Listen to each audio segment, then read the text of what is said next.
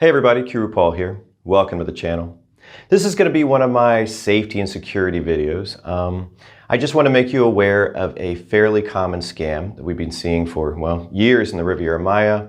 I decided to actually do the video today though, because I just heard from one of our viewers in the Riviera Maya area who said that his neighbor fell victim to this just this week. So I said, you know what? I'm going to let people know about it.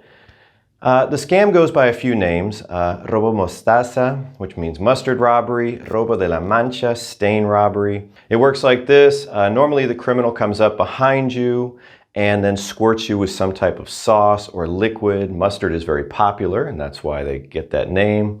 Then the person kind of goes by and they bring it to your attention. Hey, you have something on your back there, so you start to look. Then they come up and offer to kind of help you. You know, they take out a napkin, oh, let me help you a little bit. So while you're distracted and they're already making contact with you, they take advantage of that opportunity to, you know, pickpocket you, take your belongings, your purse, cell phone, things like that. In most cases, the victim is completely unaware that they've even had those items stolen until much later. You know, I personally know two people who have been the victims of this one. They were both approached inside of a Home Depot in Playa del Carmen a couple years back. In those cases, they were shopping inside the store when someone came up and made them aware of a stain on their back, etc. So they ended up going to the bathroom in both cases to get cleaned up, and the suspect followed them inside and was still helpful. Oh, you still have a little something there? Oh, let me help you with that. And they were both pickpocketed. They didn't even realize that they'd been pickpocketed until they went up to the counter and they went to go pay for something and they realized, hey, I don't have my wallet. So here's some surveillance footage of a criminal in Mexico City attempting the same scam on an older couple there.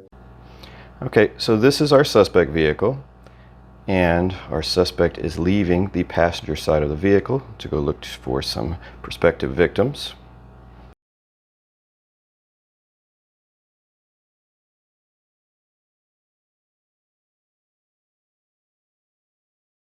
It doesn't take him long to find one. This couple here are his targets. So as they pass, here he comes. Now he's swinging his arm a lot because he's actually squirting the sauce here. Some of it's hitting the sidewalk and also hitting the woman. That's why they're looking back at the sidewalk. You saw he just pocketed whatever container the sauce was in.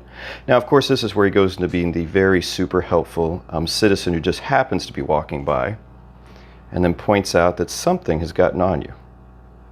Now he offers his handkerchief, and this is normally when the pickpocketing would occur, except these two are pretty street savvy. The man moves away from him, and so does the woman. So he doesn't have a pickpocket opportunity there. They return the handkerchief and go into a store immediately. Now the suspect vehicle, you'll notice, had just pulled away.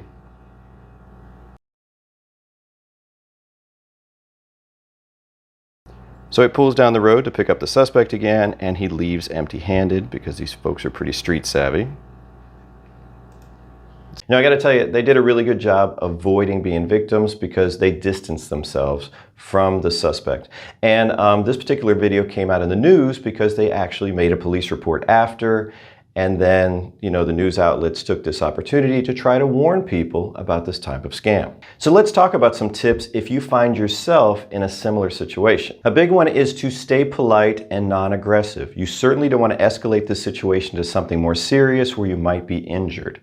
Nicely turn down their request for help, but don't allow them to get close to you. In that video of the older couple, they were pretty good about moving their bodies and not allowing the suspect to get close. Walk away from the suspect. If you're inside a store when this happens, go to the area of the registers or look for a manager. If you're outside, try to walk back into a building if that's the closest place to go. Or if you're near your car, get in your car and lock the door. So those are some useful tips if you find yourself in that situation. But to be honest, the best thing is to not find yourself in that situation, right? How you're carrying your belongings may make you a more attractive target for would-be pickpockets. Don't carry wallets or cell phones in your back pockets. If you carry a purse, make sure that you keep it closed and you carry it more in front of you. The type of purse you carry may also make you more attractive to pickpockets. Purses with zippers instead of clasps are more difficult to open. Think about things like that, you know, when you're planning your wardrobe. Whenever I do a video like this one about safety and security, someone in the comments section will inevitably accuse me of fear-mongering or trying to make Mexico look bad. You know, nothing against those folks.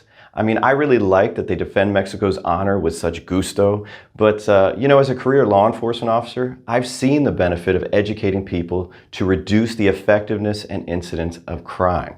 So here I am, educating folks to keep them safe, and that's all it is, not trying to make anybody look bad. So no reason to mention Chicago in the comments. All right, well, I hope you enjoyed the video. Until next time, hasta luego.